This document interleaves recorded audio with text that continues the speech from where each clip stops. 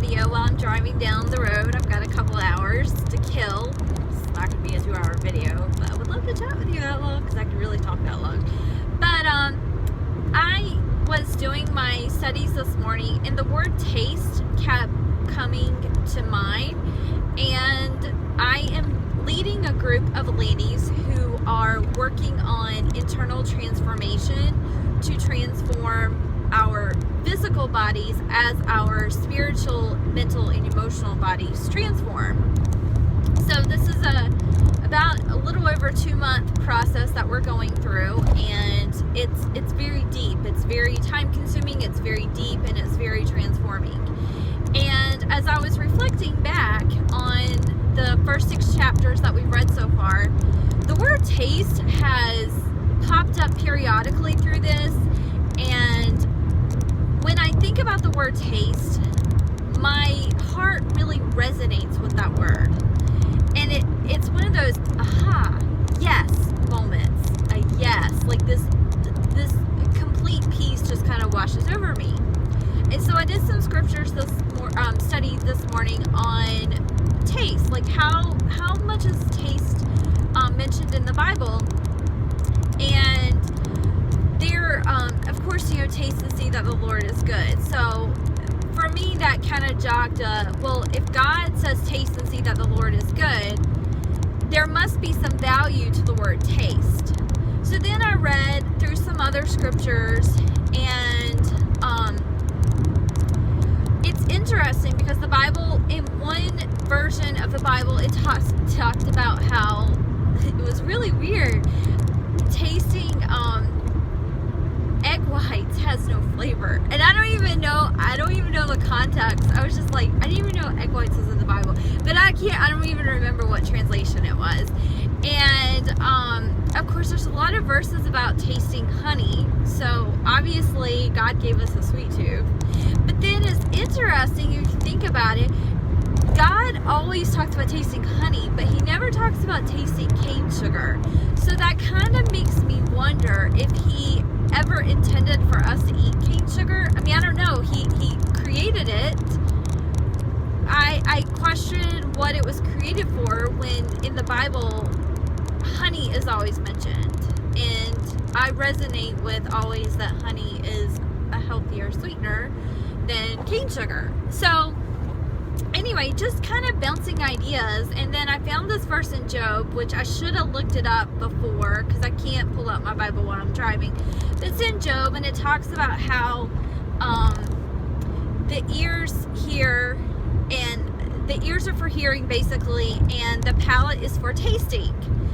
And then I thought about it. Our palate is for tasting. And then I thought about how I am working on it myself, of not shoveling down food. It's a horrible habit that I developed when I was in night school. I was working all day, like a full 7 to 4 day or something, and then I was going straight to night class from 5 to 9 or something like that. Or something, maybe I was working 7 to 6 and the class was from 6 to 10 or something. I can't remember.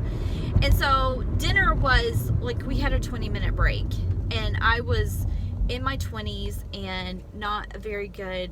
Now, as a health and fitness coach, I would have brought my food. I would have had, packaged fruits and vegetables. I would have been more prepared, but I wasn't. I was in that generation in my 20s, and we would just grab Arby's or whatever, someone would go grab food from a takeout, so then we had even less time to eat, and we're literally shoveling it in our mouth as fast as we could. I'm surprised we didn't choke.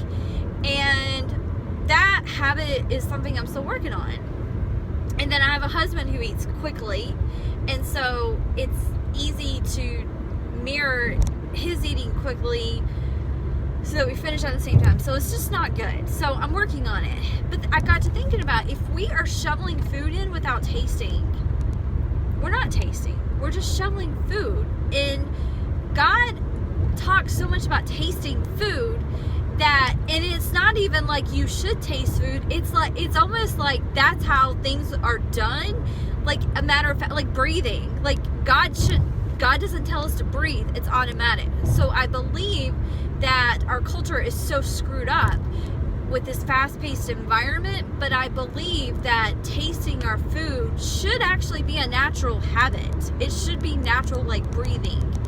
Shoveling food should not be natural. So that was one thought process. And then another one is, if we slow down and taste our food, would we make better choices?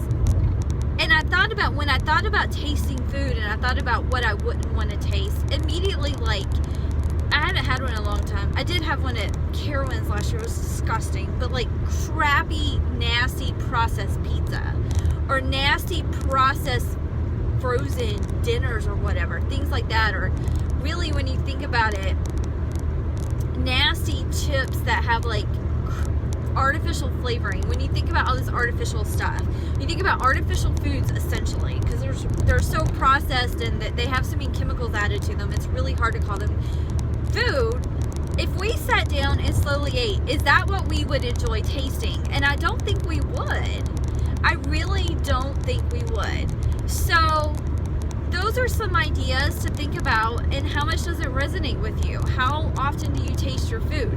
Do you feel like if you stopped and tasted your food, you would, one, make more whole food choices and less processed food choices? And would you eat less because you would fill up more quickly and would have enjoyed every single bite?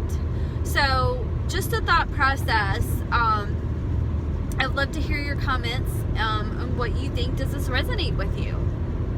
Does tasting your food resonate with you? Is this natural for you? I am learning to slow down and learn how to taste my food. But it's a new habit I'm forming. So anyway, remember to like, comment, and share.